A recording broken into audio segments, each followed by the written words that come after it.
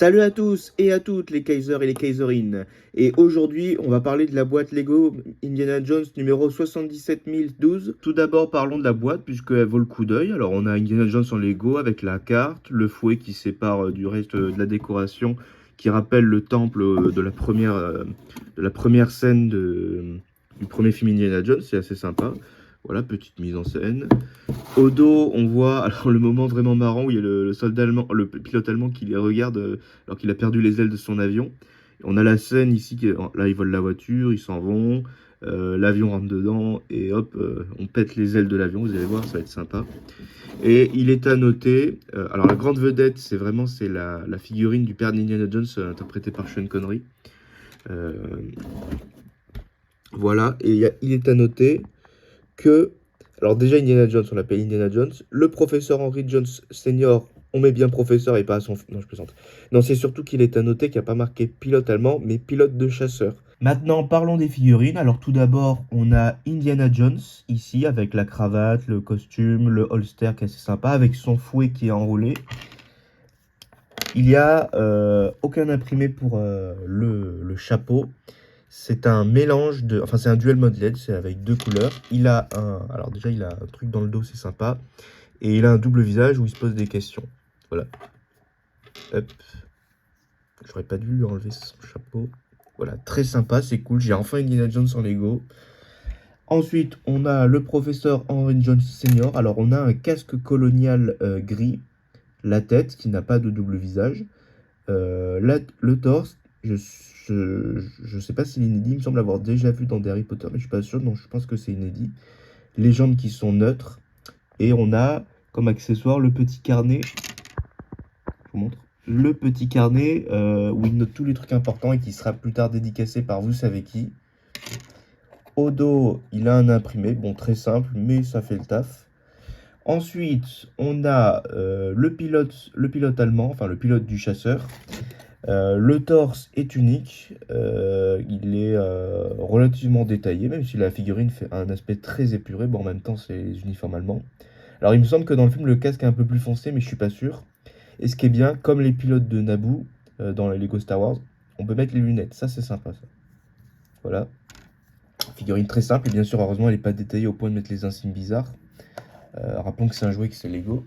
Bref, trois figurines qui sont intéressantes et qui sont cool et qui conviennent tout à fait à la scène. Première construction qui est toute petite, alors c'est juste un panneau de signalisation avec un peu d'herbe.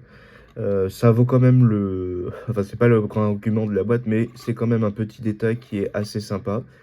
À noter que pour là où il y a marqué Berlin et le panneau, c'est des autocollants. Voilà. Ensuite, on a la voiture volée par Indiana Jones et son père. Alors les portes, voilà, bon, c'est sympa, mais on peut pas les ouvrir. Il y a également de l'autre côté, également un autre, c'est des autocollants. La fenêtre qui n'a pas de vitre. Alors j'aime bien la technique là pour les phares, c'est assez sympa. Elle est assez jolie, même si relativement simple. Voilà, la roue de secours, assez sympa.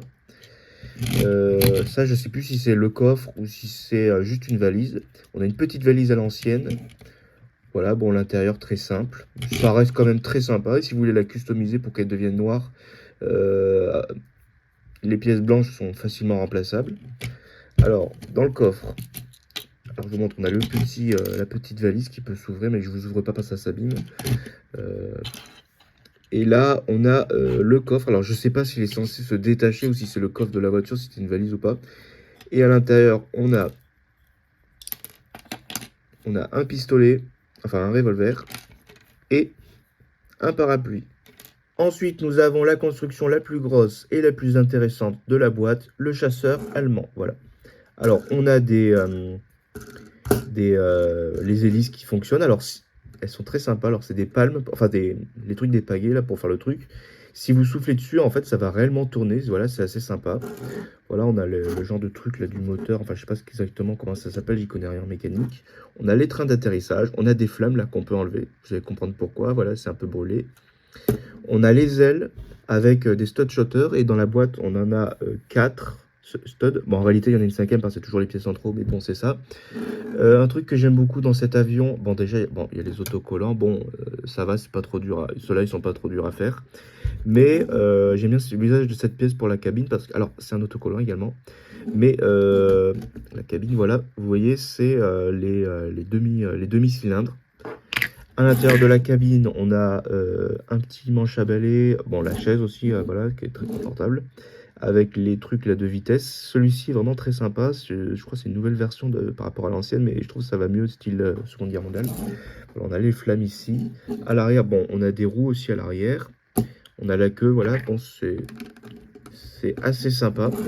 Et outre les Stotshotters, fonctionnalité sympa, on peut péter les ailes pour faire comme dans la scène où il rentre dans le tunnel et que bon, bah, à la fin il explose. Voilà, alors je vais vous montrer à quoi ça ressemble le chasseur avec